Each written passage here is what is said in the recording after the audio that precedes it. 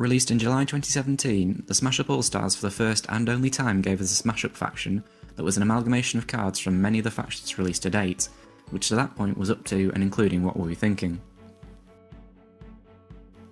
For me, the Smash Up All-Stars are a near-perfect faction, not necessarily because they're super strong, but because of how well they've been made. They have to carve out their own identity using 20 unique cards, but they also have to be a balanced faction as well, not being too strong or too weak.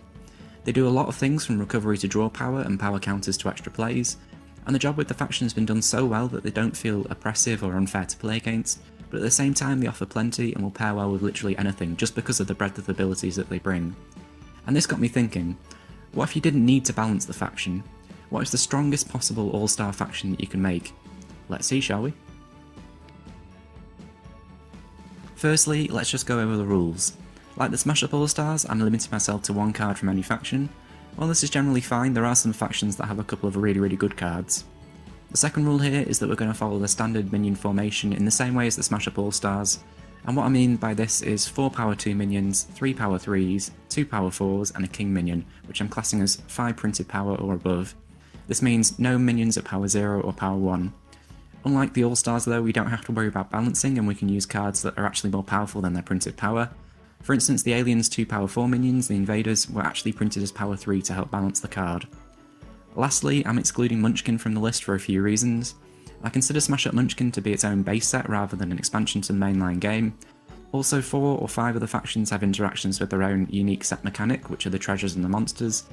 And finally, incredibly subjectively, I just don't like using the set, as simple as that. So with the rules out of the way, let's start with the power 2s. So let's take a look at what the benchmark is, let's see what we're up against. Now I actually really like the All-Stars power 2 minions. All 4 of them made my shortlist. They've got minion protection, action recursion, draw power and search. It's a really good spread of abilities and I feel like that's what you want from your 4 power 2 minions. Their role is really to support the rest of the faction as well as they can. They're the ground troops that really lay the foundation and just try to speed up getting through to stronger cards. My first pick absolutely had to be the Tenacious C, there was no doubt in my mind. This card is ridiculously good. This is the Zombies power 3 minion slot, unfortunately for us they made it a power 2 to try and balance the ability. This card provides lots of extra plays without having to worry about using other cards to access it. Although this doesn't give you the power of a one-time effect like a minion protection or action retrieval, like with the Ensign and the Servitor of Cthulhu from the All-Stars, this gives you so much value over time and just that extra little bit of reach when you do need it.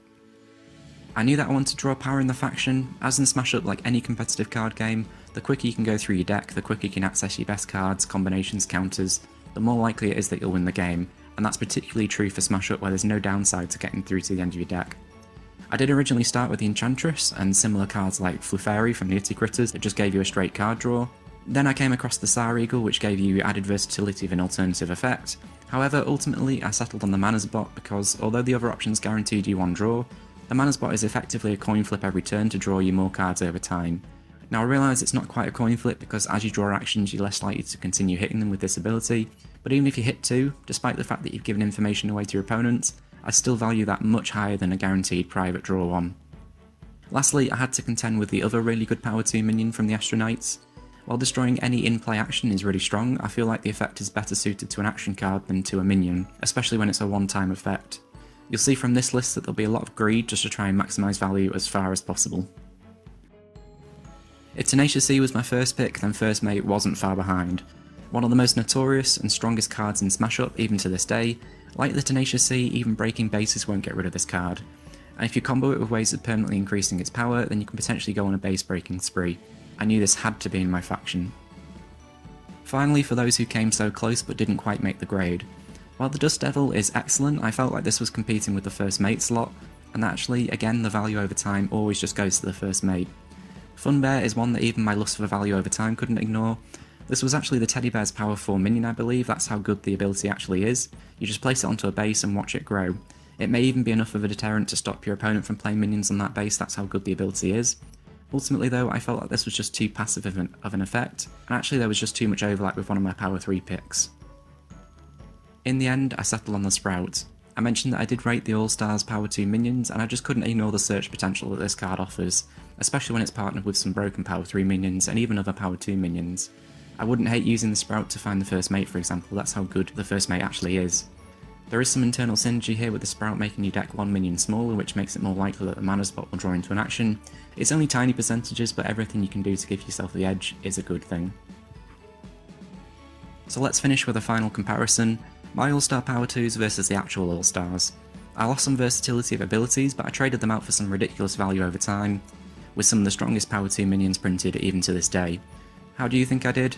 What would your picks be? Let me know down in the comments below, and I'll see you all next time. Goodbye.